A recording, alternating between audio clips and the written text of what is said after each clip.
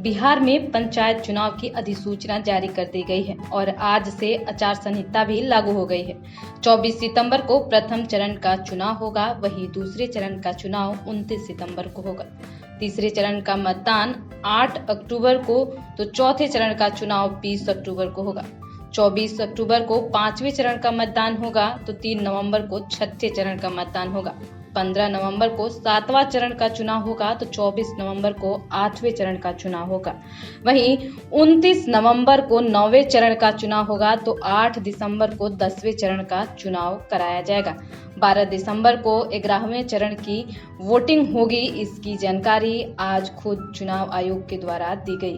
साथ ही राज्य निर्वाचन आयोग द्वारा जारी अधिसूचना में बताया गया है कि बिहार में पंचायतों में चल रहे विकास कार्यों पर आज से रोक लगा दी जाएगी। चुनाव आयोग ने बताया कि मानसून समाप्त होने के साथ ही चुनाव शुरू हो जाएगा। अधिकतर जिलों में 10 चरण के चुनाव होंगे, वहीं बाढ़ वाले क्षेत्रों में 11वें चरण में चुनाव कराए जाएंगे। बिहार राज्य निर्वाचन आयुक्त दीपक प्रसाद ने बताया कि पहले चरण में 10 जिलों के 12 प्रखंड में चुनाव कराए जाएंगे। दूसरे चरण में 32 जिलों के 48 प्रखंडों में चुनाव होंगे तो वहीं तीसरे चरण में 33 जिलों के 50 प्रखंड में चुनाव कराए जाएंगे।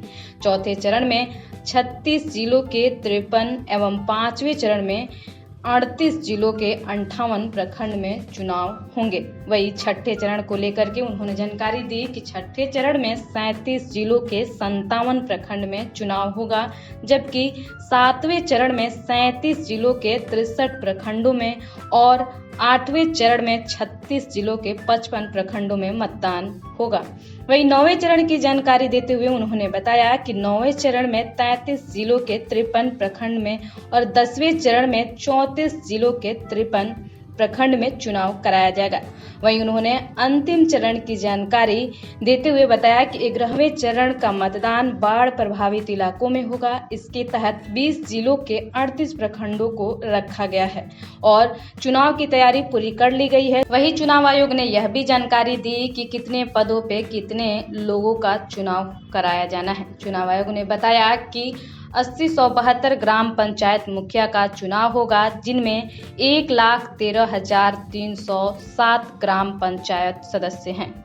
1,11,004 पंचायत समिति सदस्य का चुनाव होगा। वहीं 1160 जिला परिषद सदस्य का चुनाव होगा, जबकि 8,072 सरपंच पद का चुनाव कराया जाएगा।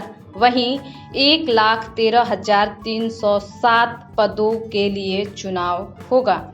आपको बता दें कि 4 पदों पर ईवीएम से और 2 पदों पर बैलेट से चुनाव होगा। देश भर से ईवीएम मशीन जुटाना सबसे बड़ी चुनौती थी। सभी जिलों में ईवीएम की चेकिंग हो गई है। हर चरण के लिए 2.56 लाख ईवीएम की जरूरत थी। अभी हर चरण के लिए 2.1 लाख ईवीएम लाया गया है। चुनाव के लिए 10% ईवीएम रिजर्व रखे गए हैं। 2 लाख बैलेट बॉक्स भी रखे गए हैं। पूरे चुनाव में 1 लाख बल लगाए गए हैं। कोरोना के सभी गाइडलाइन को सख्ती से पालन करने का निर्देश भी दिया गया है। कोरोना को लेकर कोई भी लापरवाही नहीं की जाएगी।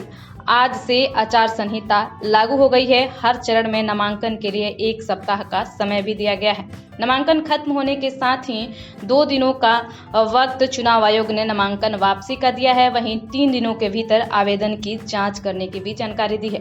पहले जिन जिलों में बाढ़ नहीं है वहां मतदान कराए जाने की अधिसूचना जारी की गई है। इसके बाद बाढ़ग्रस्त क्षेत्रों में चरणवार मतदान कराए जाएंगे। राज्य निर्वाचन आयोग ने नामांकन को लेकर जारी निर्देश में कहा है कि अधिसूचना के अगले दिन से 7वें दिन तक प्रत्याशी नामांकन कर सकते हैं। यदि नामांकन के अंतिम दिन सार्वजनिक अवकाश होगा तो नामांकन की मियाद 1 दिन बढ़ाई जाएगी। तो कुछ इस तरीके के त्रिस्तरीय चुनाव को लेकर दिशा निर्देश जारी कर दी गई है और सभी की निगाहें इस पर टिकी हुई हैं कि इस बार पंचायत चुनाव कराना सरकार के लिए या फिर आयोग के लिए कितनी बड़ी चुनौती है, क्योंकि बाढ़ से कई एक जिले प्रभावित हैं।